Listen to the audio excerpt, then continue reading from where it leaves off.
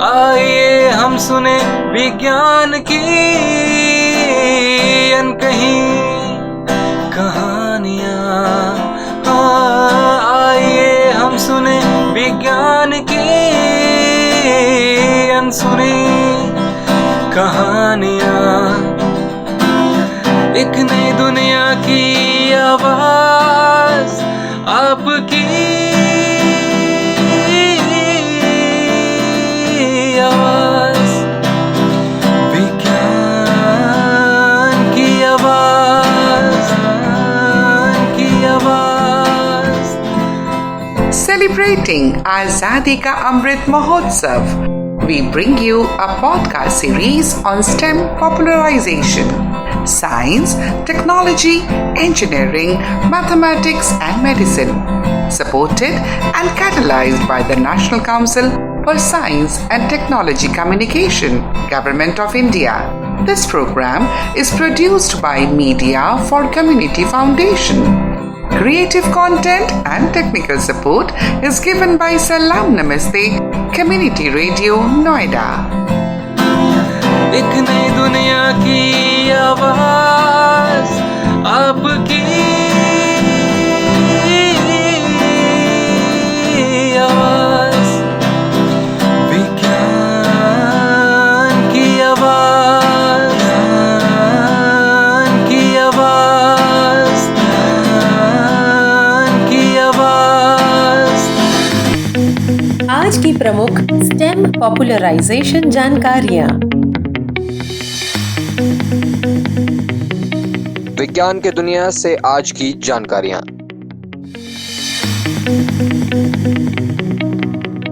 एक cup coffee का चमत्कार, मोटापे में आ सकती है कमी। जाने क्या है विज्ञान। एक कॉफी के एक एक्स्ट्रा कप पीने से वेट में कमी आ सकती है। इस संबंध में अमेरिका में शोध किया गया और उसके कुछ नतीजे सभी के सामने आए हैं। शोध के मुताबिक एक्स्ट्रा एक कप कॉफी पीने से मोटापे को रोका जा सकता है। हालांकि इस विषय पर अध्ययन अभी भी जारी है। मोटापे का सामना करने वालों के लिए यह एक अच्छी जानकारी है। एक शोध के मुताबिक अगर आप दिन भर में 3 या 4 कप कॉफी पीते हैं तो उससे कई तरह की स्वास्थ्य संबंधी दिक्कतों से आप बच सकते हैं। यहाँ तक कि हार्ट रोग, टाइप 2 डायबिटीज और कैंसर के कुछ मामलों में यह बेहद कारगर है। यहाँ पर इसके पीछे के विज्ञान को समझना जरूरी है। आपने देखा होगा कि उम्र बढ़ने के साथ लोगों के वजन में भी इजाफा होता है। इस संबंध में 2 तरह के समूहों पर अध्ययन किया गया, जैसे कि ऐसे लोगों को जो शक्कर, जंक फूड, मसालेदार फूड का सेवन करते हैं और ऐसे लोग जो इनसे परहेज करते हैं। ऐसे लोग जो एक एक्स्ट्रा कप कॉफी पी रहे थे, उनके वजन में एक्स्ट्रा कप कॉफी ना पीने वालों की तुलना में 12 किलोग्राम की कमी आई। यह अध्ययन 4 साल के परीक्षण पर आधारित है। इसके विपरीत अगर कॉफी में शक्कर का सेवन कर रहे थे तो उनके वजन में 0.9 किलोग्राम की कमी हुई। जमीन पर अंतरिक्ष का खजाना, बेनू एस्टेरॉयड की धूल भी गोल्ड से कीमती।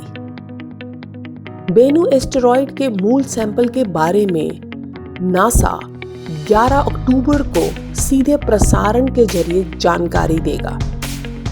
लेकिन अब तक धूल कणों से जो जानकारी मिली है उससे नासा के वैज्ञानिकों की उम्मीद बढ़ गई है। ओसाइरिस रेक्स मिशन के तहत नासा बेनू एस्टेरॉयड के सैंपल को धरती पर लाने में कामयाब हुआ। अभी कुछ दिन पहले जब कंटेनर के लिड को खोला गया था तो वैज्ञानिक हैरान रह गए। अब जबकि कंटेनर के ढक्कन को भी हटा दिया गया तो वैज्ञानिक और चौंक गए। हालांकि सैंपल के बारे में पूरी जानकारी 11 अक्टूबर को दी जाएगी, और उसका सीधा प्रसारण भी किया जाएगा। नासा के वैज्ञानिकों का कहना है कि कंटेनर के अंदर जो धूल भरे कण मिले हैं वो सोने से भी अधिक कीमती है। खास बात यह है कि सैंपल उम्मीद से ज्यादा बेहतर मिला है। बता दें कि सैंपल से भरे कैप्सूल को 24 सितंबर को ऊटा के रेगिस्तान में उतारा गया था और 26 सितंबर को कनस्तर की लिड को खोलने के बाद बड़ी मात्रा में महीन दाने जैसे धूल के कण मिले थे। नासा के वैज्ञानिकों का कहना है कि सैंपल से कई तरह की जानकारी मिल सकती है, जैसे एस्टेरॉयड का कंपोजिशन क्या है, धरती से टक्कर की सूरत में ये कितने खतरनाक साबित हो सकते हैं, या किसी तरह का खतरा भी है या नहीं, या क्या हो सकता है। इसके अलावा धरती के कणों से ये कितने मेल खाते हैं। अगर धरती से इनकी टक्कर हुई तो क्या इनसे कोई नुकसान हो सकता है।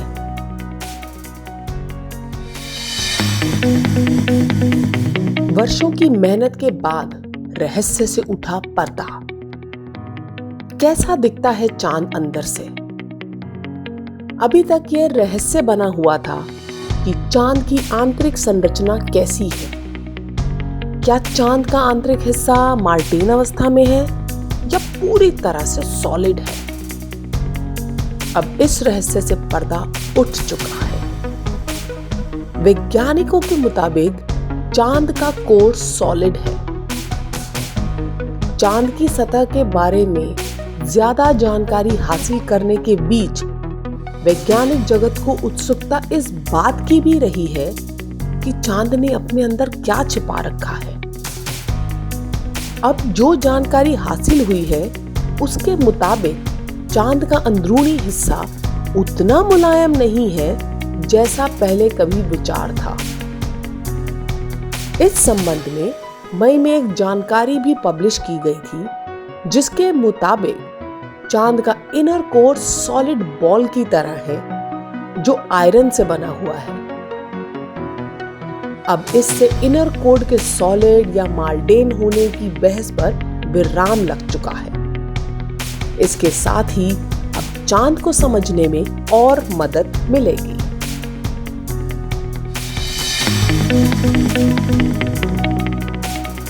विज्ञान की दुनिया से आज की विशेष जानकारी। क्या चांद पर बनने जा रही है सड़क? जानिए कहां से आएगा मिट्टी, बालू और सीमेंट। चांद पर इंसानी बस्ती बसाने के नासा के प्रोजेक्ट से तो आप वाकिफ होंगे, लेकिन अब दूसरी स्पेस एजेंसी ने चांद की सतह पर सड़क और अंतरिक्ष यान के लिए लैंडिंग पैड बनाने का मन बना लिया है। वैज्ञानिकों ने इस पर काम भी शुरू कर दिया है। अभी प्रोजेक्ट को लेकर योजना तैयार की जा रही है। इस योजना को अमली जामा पहनाने में कितना वक्त लगेगा, अभी इसका अंदाजा लगा पाना थोड़ा मुश्किल है। आइए आपको बताते हैं इस चौंका देने वाले मून मिशन के बारे में। यूरोपीय अंतरिक्ष एजेंसी चांद पर सड़क और लैंडिंग पैड बनाना चाहती है। इस एजेंसी ने चंद्रमा की सतह को अधिक रहने योग्य बनाने के लिए महत्वाकांक्षी परियोजनाएं शुरू भी कर दी है। इस प्रोजेक्ट को पेवर नाम दिया गया है। इस पहल का उद्देश्य एक शक्तिशाली लेजर का उपयोग करके चंद्रमा की धूल को पिघलाकर कांच जैसी ठोस सतह में तब्दील करके सड़कों और लैंडिंग पैड सहित चंद्रमा पर गतिविधि के क्षेत्रों को मजबूत करना है। Stem amplifier. आज के हमारे विशेष अतिथि हैं डॉक्टर आसिफ खान शाहनवाज। ये वर्तमान में भारतीय नैनो विज्ञान एवं प्रौद्योगिकी संस्थान मोहाली में साइंटिस्ट के पद पर कार्यरत हैं। उनका वर्तमान अनुसंधान क्षेत्र नैनो ड्रग डिलीवरी और फोटोथेरेपी है। My name is Dr. Asaf Khan Shanavas. I am a scientist D in the Chemical Biology Unit of Institute of Nanoscience and Technology. My research area is nano drug delivery and phototherapy in general, which comprises of photodynamic therapy and photothermal therapy. And I've been working in this field for more than a decade now, since my PhD, or in fact prior to that during my MTech days. So phototherapy is, as the name implies, we use photons, which is light, for therapeutic applications. And generally it comprises of two areas. One is photodynamic therapy, where photosensitizer is used, where a material or a molecule is irradiated with photons, is light, in a particular region of the electromagnetic spectrum. And they get excited and they come back to their relaxed state, and during this process they emit light, or they actually can cause generation of something called reactive oxygen species. So this something we call as ROS can actually produce oxidative stress.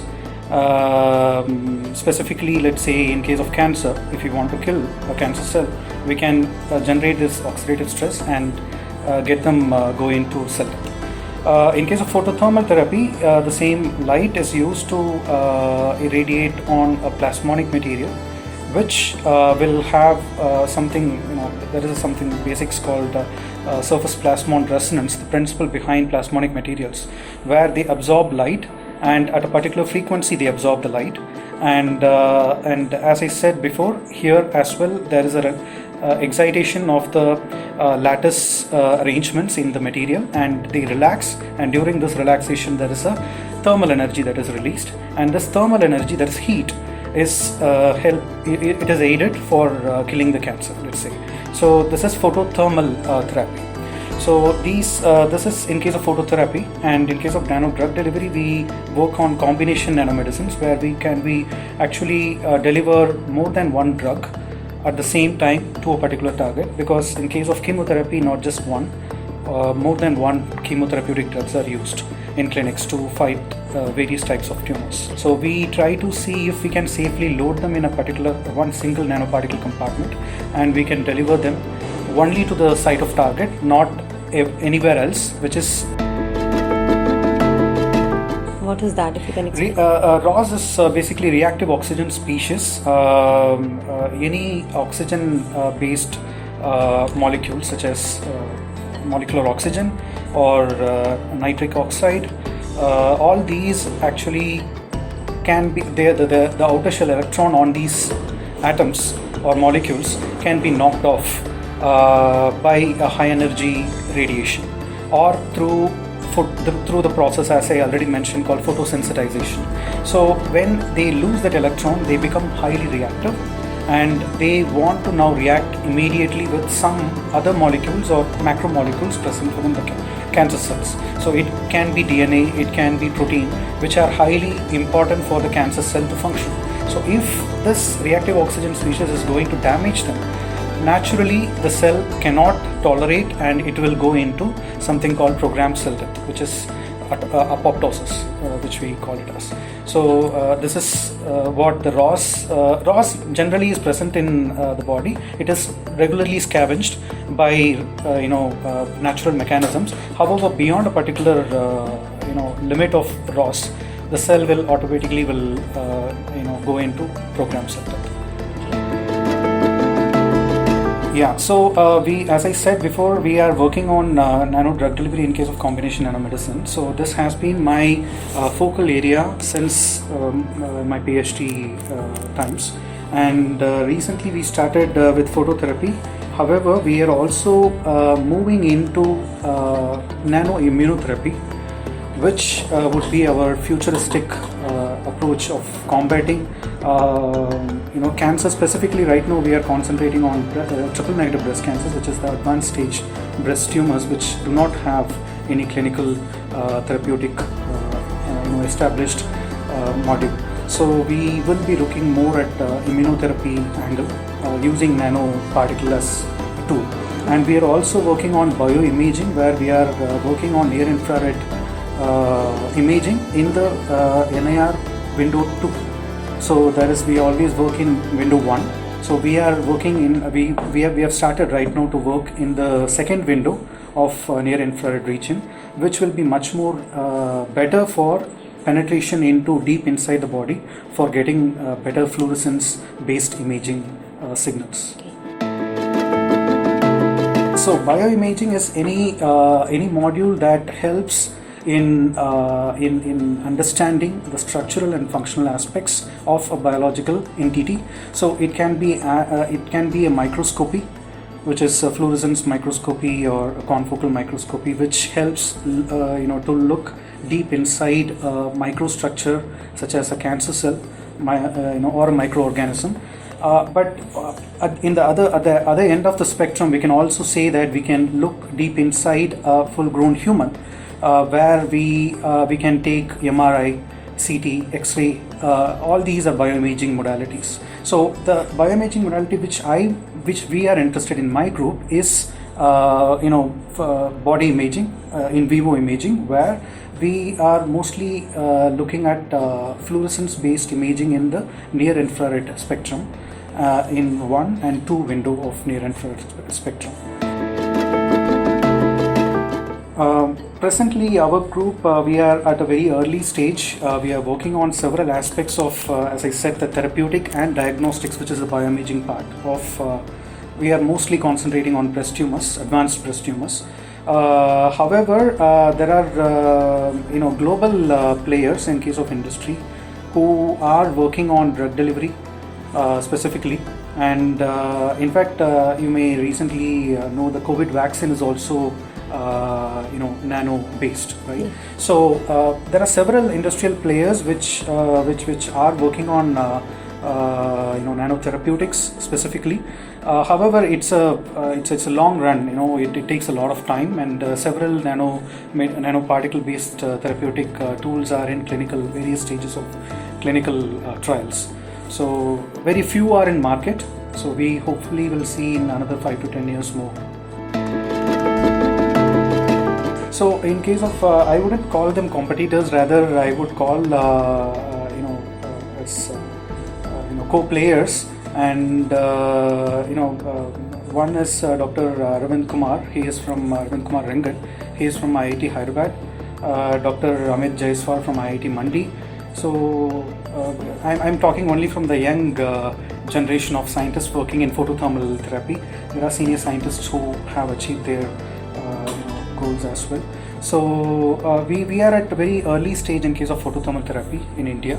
So Professor Naomi Hallis from Rice University. So she was the key person in developing something called gold nanoshells, which are something, as I said before, are plasmonically active. They can generate heat when irradiated with light.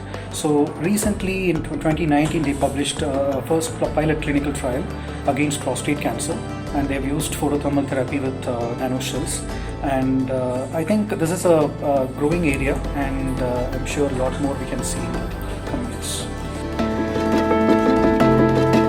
Yeah, so as I said, I'm a young player in the field, and I have over 30 papers in international journals, and we have so we also have a couple of patents from INST, and recently one got granted and one is in the pipeline. It is still in an examination stage.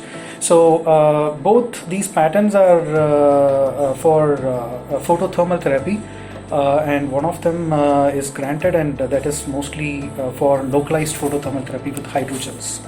And the other one, which is still pending to be granted, I can generally say that this is a method which we developed exclusively in India, and we have shown how we can very easily synthesize something called gold semishells.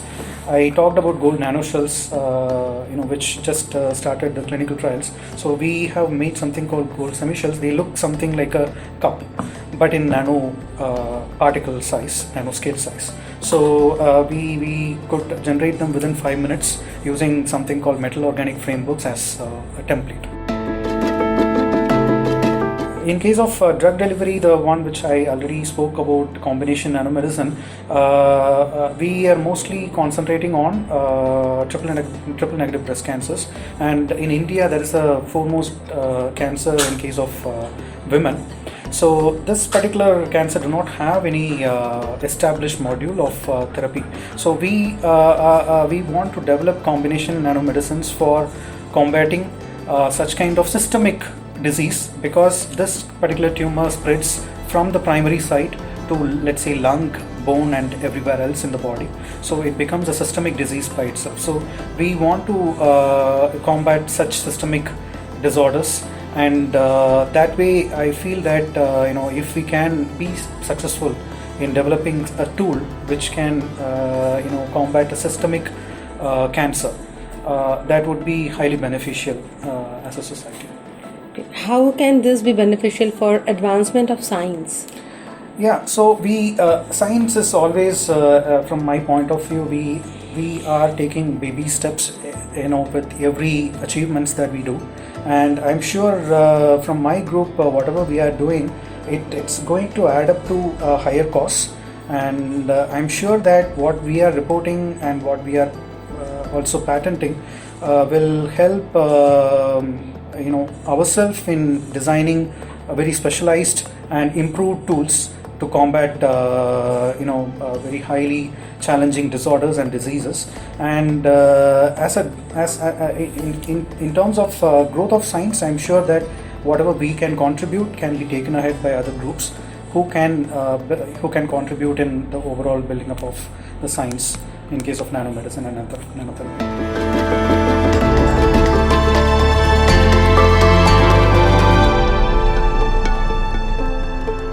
STEM बात पते की। Railway का confusion और एक आविष्कार, उस गांव की कहानी जिसके टाइम से दुनिया अपनी घड़ी मिलाती है। क्या आपको पता है कि दुनिया भर की घड़ियों में 24 तरह के टाइम एक साथ चल रहे होते हैं? कई देश तो ऐसे हैं जिनके अलग अलग इलाके के लोगों की घड़ी की सुइयां भी अलग अलग टाइम दिखा रही होती है। आखिर GMT यानी कि ग्रीनविच मीन टाइम का मतलब क्या है? आखिर क्यों दुनिया भर की घड़ियों का टाइम GMT से मिलाकर चलाया जाता है? कहाँ है वो जगह जहाँ ग्रीनविच जिसके टाइम से पूरी दुनिया अपनी घड़ी का टाइम मिलाती है? आखिर क्या है टाइम जोन का खेल? कैसे शुरू हुआ टाइम जोन का चक्कर? उससे पहले दुनिया कैसे अपना दिन तय करती थी? ये किस्सा बहुत ही रोचक है।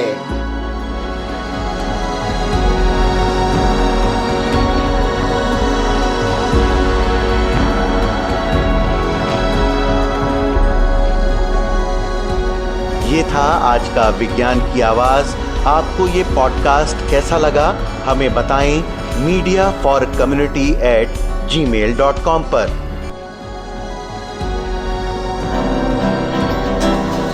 आइए हम सुने विज्ञान की अनकही कहानियाँ। आइए हम सुने विज्ञान की अनसुनी कहानियाँ।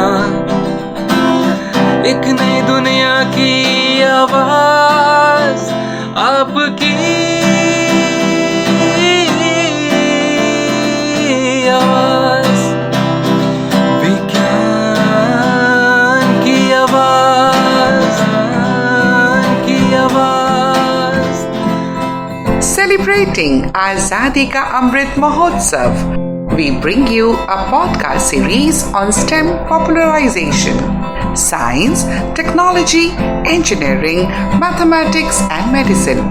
Supported and catalyzed by the National Council for Science and Technology Communication, Government of India. This program is produced by Media for Community Foundation. Creative content and technical support is given by Salam Namaste, Community Radio, Noida. एक नई दुनिया की आवाज।